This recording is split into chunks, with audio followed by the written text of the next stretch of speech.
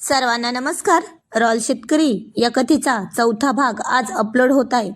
तरी सर्वांनी कमेंटमध्ये नक्की सांगा आजचा भाग कसा वाटला ते. मगच मी पुढचे भाग टाकायचे का नाही हा विचार करणार आहे. तसं पण अभ्यासातून वेळ मिळत नाही, 2 पेपर शिल्लक आहेत अजून व्हायचे त्यामुळं.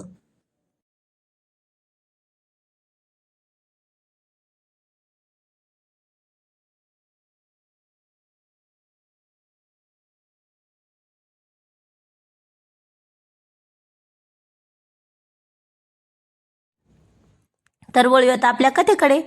शेतकरी मुलांना खरं प्रेम मिळतं की नाही ते बघूया. तर आता सकाळी सकाळी एक कुरिअरवाला एक भला मोठा बॉक्स घेऊन प्रियाच्या घरी आला होता. त्यावर लिहिलं होतं, रॉयल शेतकरी, राजाच्या राणीला पहिली भेट. बेल वाजली म्हणून तिच्या मम्मीने दार उघडलं.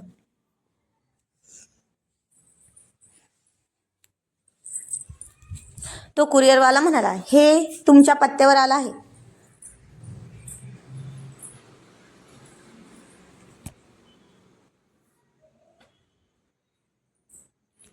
तसं तिची मम्मी ते घेऊन घरात आली.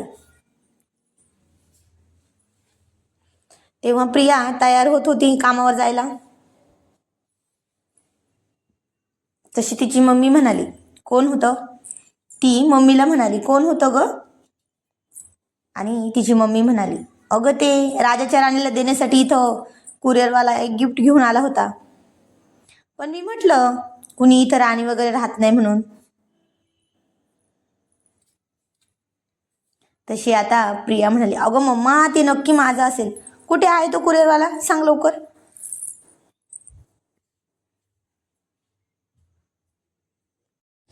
तशी प्रिया आता त्या कुरिअरवाल्याला पाहण्यासाठी दाराच्या दिशेने निघाली.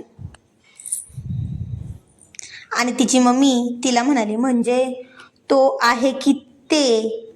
ती म्हणली, काय ग मम्मा चिडवतेस, तेच पाठवणार होते. मला कालच बोलले होते ते तसे.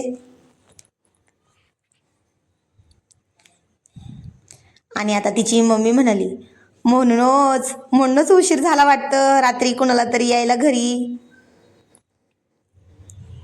तशी आता प्रिया खूप लाजली आणि हसली. पण तिच्या मम्मीच्या चेहऱ्यावर एक समाधान होतं की मुलीला मुलगा पसंत आहे म्हणून. तिने ते गिफ्ट तिला दिलं आणि तिथून निघून गेली तिची मम्मी. आता प्रियाने गिफ्ट बॉक्स उघडला तर आत काय होतं माहिती आहे का? खूप सारे मोगऱ्याचे गजरे, फुलांचे गजरे. ते पण जवळपास 2 डझन असतील. आता एवढ्या मोठ्या बॉक्समध्ये फक्त गजरेच येतील का? नाही ना. तर त्यात आणखीन होत्या खूप साऱ्या काचेच्या रंगीत बांगड्या होत्या, रेड कलरच्याच होत्या. छान असा केसांचा क्लिप पण होता. अजून बरंच काही काही सामान होतं, मेकअपचंच होतं पण.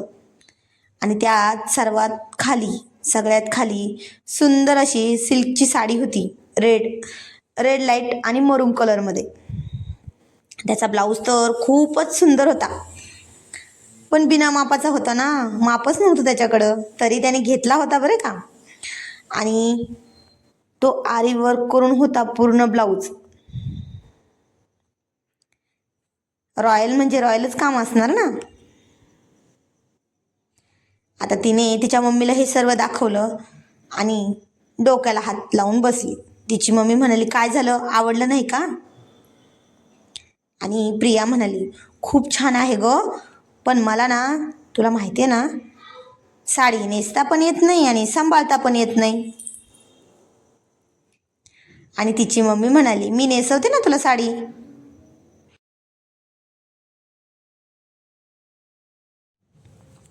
आता ही गोष्ट शिवमला पण माहिती नव्हती की तिला साडी सांभाळता पण येत नाही आणि नेसता पण येत नाही म्हणून. त्याला जर माहिती असतं ना, त्यांनी साडी पाठवलीच नसती. आणि तिची मम्मी म्हणाली, अगं मी नेसवते ना तुला साडी. तशी ती म्हणाली, मग मग जमतंय ग मम्मी. पण ती परत म्हणाली, पण मम्मा मला साडी सांभाळता पण येत नाही ना. तिची मम्मी म्हणाली, अगं काही होत नाही, पिना लावून देते ना सगळीकडे, चल पटपटावर. आणि आता प्रियाला साडी तिच्या मम्मीनी नेसून दिली. आता तिच्या मम्मीने तिला एकदम छान तयार केलं होतं बरं का. तिने आज पहिल्यांदाच साडी घातली होती. ती खूप छान दिसत होती.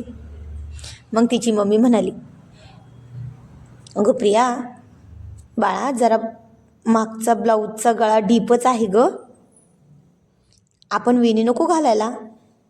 त्यापेक्षा तू रोज कसे केस मोकळे सोडते तसे सोडून जा त्यावर, आणि मग हे खूप सारे गजरे आहेत ना ते लावू आपण, म्हणजे जमेल ना, छान पण दिसल. तशी प्रिया म्हणाली, हो गं मम्मा, त्यांना पण नाही आवडत डीप गळा. तशी तिची मम्मी म्हणाली, हो का, आवडत नाही का त्यांना? अरे बापरे, केव्हापासून?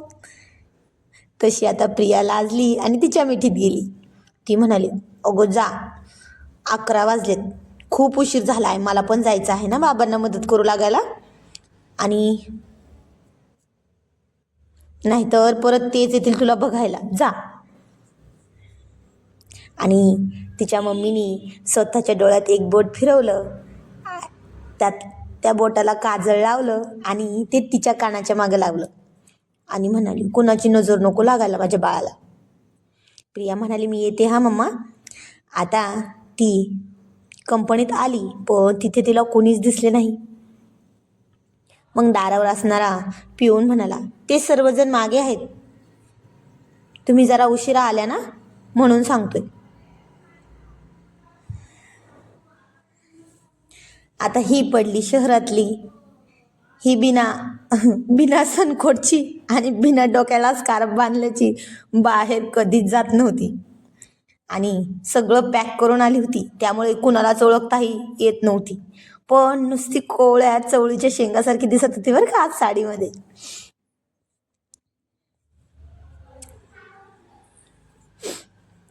शिवम मात्र खूप वेळचा अस्वस्थ होऊन तिची वाट बघत होता. खूप वेळ झाला तरी ती का नाही आली याचा विचार करत होता. त्याची नजर तिला शोधत होती सगळीकडे, पण तो मनात विचार करत होता, ती साडी घालून येईल की नाही, अटी मोडेल की नाही. आणि आणि त्याला कंपनीच्या बॅकडोअरमधून एक मुलगी येताना दिसली. तिने पण तिचा चेहरा कव्हर केला होता, तरी त्याने तिला ओळखले होते.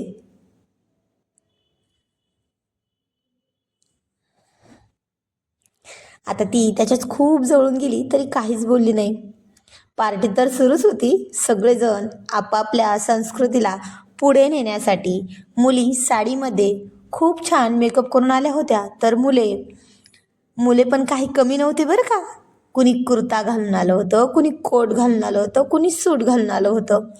सगळेच खूप छान छान असे आपल्या देशाची संस्कृती पुढे नेण्यासाठी प्रयत्न करत असण्यासारखे आले होते.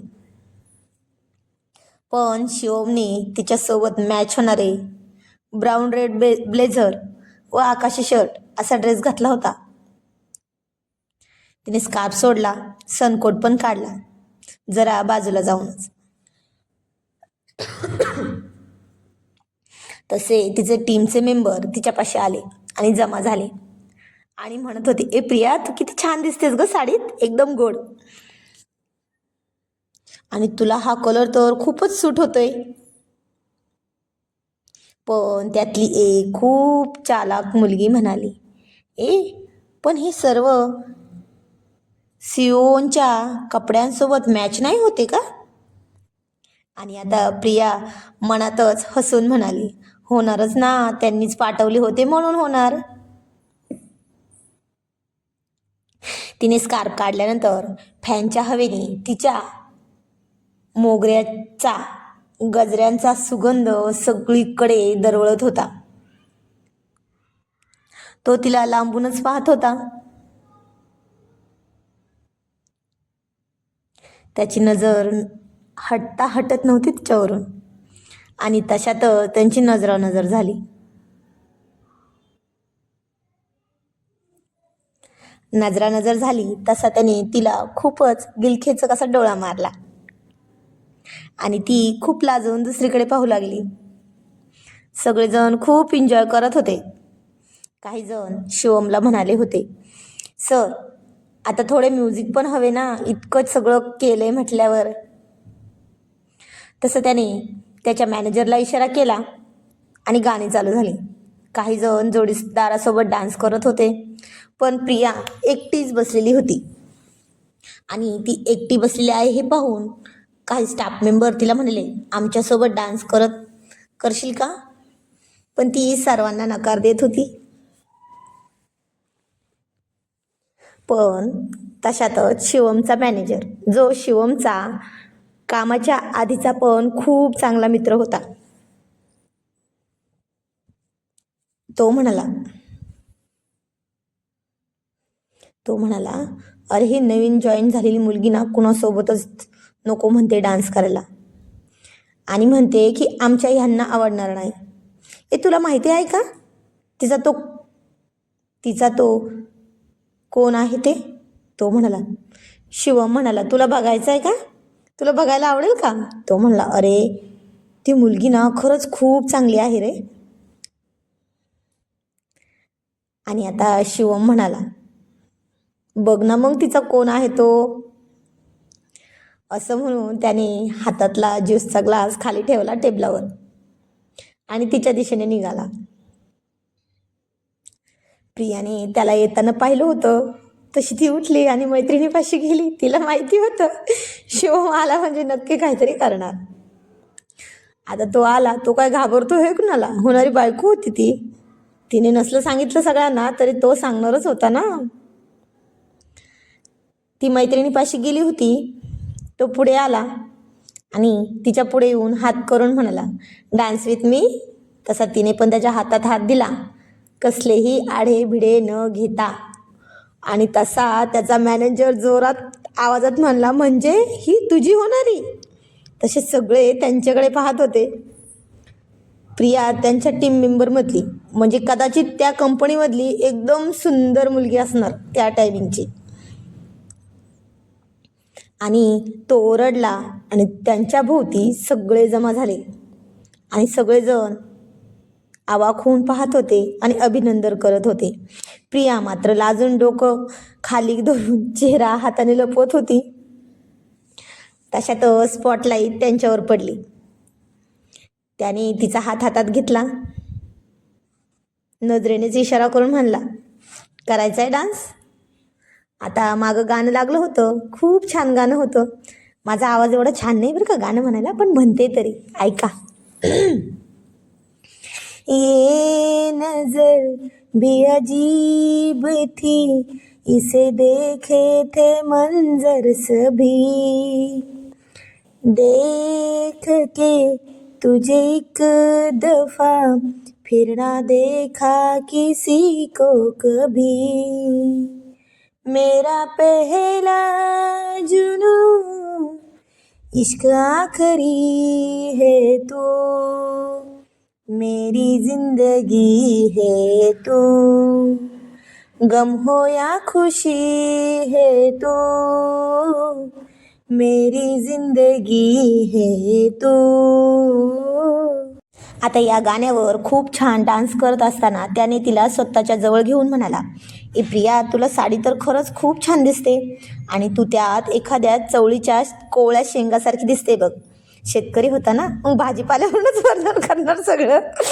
तशी ती सगळ्यांसोबत हसत त्याच्या कानाजवळ जाऊन म्हणाली, आणि तुम्ही एखाद्या कडू कारल्यासारखे. तसा त्याने तिच्या कमरेवर जोरात हात घट्ट दाबत म्हणला, आता मी काय केलं? तशी ती म्हणाली, अहो दुखतंय, किती घट्ट धरून ठेवताय हात? तो म्हणाला, आधी सांग, मी कडू कारले का? तशी ती म्हणाली, नको बाबा सांगायला, परत नाही तर काहीतरी रपटप कराल. तो म्हणाला, सांग. ती म्हणाली, तुम्हीच ओळखा बरं. असं म्हणून तिने त्याच्याकडे पाठण केली. तसा त्याने एक हात तिच्या नाजूक कमरेवरून तिच्या पाठीवरून फिरवून म्हणाला, असं आहे का? तो म्हणाला, अगं मला तुझं माप परफेक्ट माहीत नव्हतं ना, त्यामुळे झालं कदाचित. आणि आता असाच तो तिच्यासोबत इकडून इकडून टच करून सॉफ्ट सॉफ्ट रोमॅन्स करत होता.